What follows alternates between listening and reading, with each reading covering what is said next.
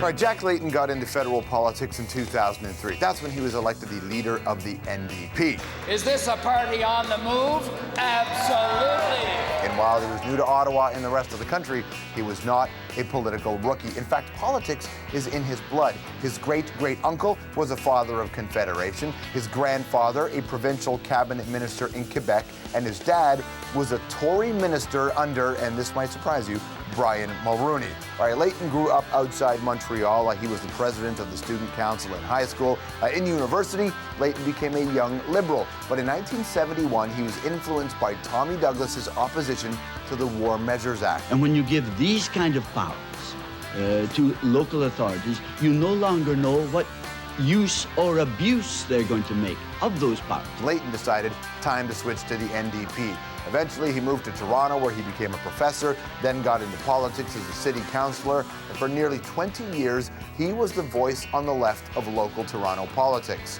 He worked in the fight against AIDS, opposed Toronto's bid for the '96 Olympics, and helped create the White Ribbon campaign to stop violence against women. We'd like to remind people that the caring and nurturing that men can do is the kind of role that we want to emphasize. He even ran for mayor of Toronto, but lost. As a leader of the NDP in Ottawa, he's had 2 federal elections now, played a big role in the House of Commons. What we have come here to do is to deliver a budget that actually produces results for Canadians. That's a true test of confidence. The NDP propped up a minority Liberal government in exchange for $4.5 billion in social spending, but that was all for nothing. When the Conservatives took power, they canceled many of the programs. Now, as for the New Democrats, they won 10 new seats in the last election, but Layton wants more. He wants to be Prime Minister. The leader of the federal NDP, Mr. Jack Layton. Welcome to the show. Could you ever see a time where you would put out a rap record? Would you ever make a hip-hop album? Maybe in another life. Yeah, not in this one. But that's religion. We won't go into that. You campaigned hard. You're campaigning hard now to be the Prime Minister. That's it. You're going out for this job. Why the decision to campaign this way, this tactic? Well, because I think we need a whole new direction in the country.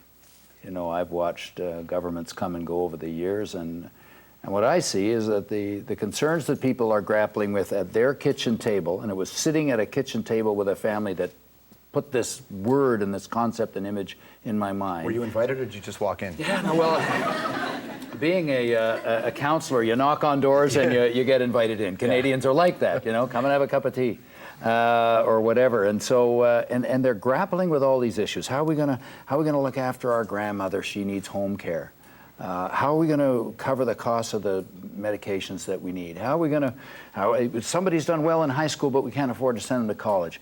What about my job? Like, these are the things that we ought to be talking about every day in the House of Commons, and our party is going to put those front and center and deliver with some step-by-step solutions. Can we have a George and Jack conversation? But let me ask you a question straight up, okay?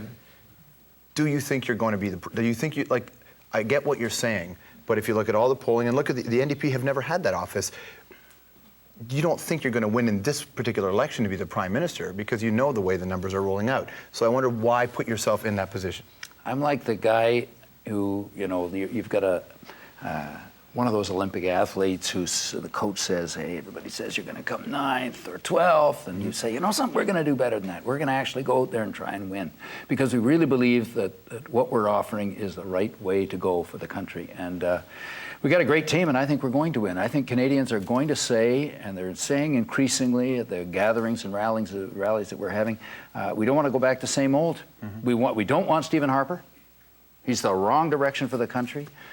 We've got some concerns about the other party that's been there, propping them up and so on and so forth. Let's try something new. We're not going to let us people tell us time and time again, you can't do that. It's not possible. I finish every speech by saying, don't let them tell you it can't be done. It's a can-do kind of approach. And if you don't believe in it, then don't come forward and offer it. On a very practical level, where do you realistically expect the Democrats to pick up seats in this election? All over the country. We've got some fabulous candidates running in, But you look at from Newfoundland and Labrador. Jack Harris, former NDP leader there, up to Nunavut. We have a very popular CBC broadcaster running for us there in Inuit. I could go across the country. We've got Tom King from Dead Dog Cafe in Guelph. But where do you expect to win them, though? Because you don't expect to win a Democrat seat in Alberta. You're not going to win one there. And if you do win one there... I'm not a betting man. Right. I owe $20. Now, listen, I'm all about democracy. $20 says you're not winning a seat in Alberta. A cold beer. $20. A cold beer. I'll drink an O'Doul. All right. A cold beer. We have our former NDP leader running for us in Edmonton East and a fabulous environmental lawyer who just about won last time in Edmonton Strathcona. You keep talking like this and people are going to think you smoked pot. Because... this is not going to happen. Anyway, okay. So you expect that, but is there a riding, like, Stephen Harper expects to make his majority by went up to make a lot of ground in Quebec. He thinks he can make ground there. Stéphane Dion needs to hold on to Toronto. Elizabeth May probably out west. For you, is there a place you expect this is where we have a shot? Edmonton East, do you think that's your shot? Oh, yeah. All across the country. Kamloops. We've got real possibilities in Toronto. Marilyn Shirley's running in Beaches, and she's such a great environmentalist. People love her. Right across the country, we've got great candidates. People told us we could never win in Quebec. That was 1 year ago, practically to the day. And now we have a member of parliament. Why is that? Because people want change and they want something positive, forward-looking. They don't want to go back to the things they've seen and had for years, especially, if I may say so, a $50 billion corporate tax cut for banks and oil companies. That's not the right thing to do right now. But the corporate tax cut isn't just for banks and oil companies. I mean, you're proposing to raise the corporate tax again, and by doing that, there's a lot of smaller corporations that are going to get hurt. And a lot of people feel that corporations are the one that keep jobs and keep the economy going. And in this particular time, that's not the way to go. A lot of economists say that's not the way to go by higher corporate taxes. Bank economists, sorry. No, it's economists. But let me just be clear on what we're saying. We want to freeze the corporate tax rate for big corporations where it was in their last tax return. So this is not anything dramatic. And we've seen taxes come down for corporations under Paul Martin and the others for the last several years. We're now below the Americans. So we're in a very good competitive position. But they've been throwing people out of work, 400,000 good jobs lost. The approach isn't working. I say, let's help the businesses who are going to create jobs here, especially the ones in the new economy, the new energy economy. We took people to a solar photovoltaic manufacturing plant where we could put solar energy on the roofs of tens of thousands of houses. Let's help that company get up and going and deliver on the environment and the job side at the same time. Yeah, but is that enough to bring those jobs back? A lot of people would think that a politician can't really create jobs. All they can do is create conditions where a company can create jobs. Yes. And you think that by putting a corporation in a position where they're losing money on their own end, that's going to create those conditions? Oh, companies losing money aren't getting any of the tax breaks that Stephen Harper's offering, because that's only for the big profitable companies. Banks and oil companies consume a huge proportion of that. And they're not the ones creating the jobs right now. Certainly Exxon doesn't need our help to create jobs in the tar sands. No, well, that's why we're saying, come on, let's slow things down and get a handle on this. Why is it then that the New Democrats have had a tough time being perceived as the party that can handle an economy, certainly in tough economic times? Because people want to be in a better economy, but they never naturally think that the NDP are the party for that. Why is that? Well, some people who, for example, bank economists and others in the boardroom tables, they don't like the idea that we might have a more balanced approach. They've got it pretty good. They send their lobbyists up to Ottawa, they get what they want time and time again. But who's standing up for you or your friends when somebody gouges you on your cell phone or gouges you on your at the gas pump or doesn't provide funding with public transit? I think that we need a party that says we're there to cover your back, to make sure that your issues are front and center on the cabinet table. The boardrooms have their own ways of being successful. And here's the offer I'm making to Canadians. You've had the same old for a long, long time. Are you happy with it? Do you feel this is the right direction on the war, on the environment, on where you stand in the economy and your future? If you don't, take a look at the New Democrats. We're opening our doors to people from all different parties who have a progressive point of view. Send a prime minister that you can trust to deliver for you. Well, that's the thing. Stephen Harper's made a lot of ground by appealing to people who for a long time didn't feel like they fit under the Conservative tent.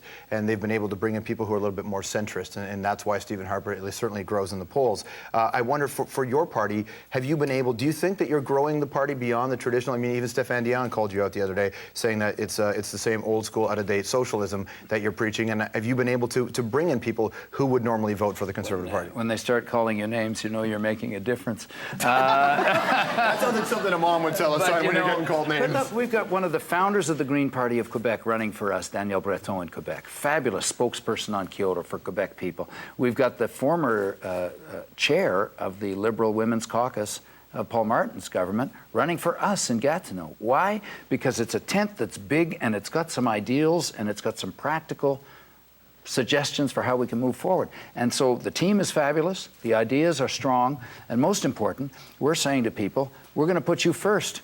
Why did you oppose Elizabeth May in the debate?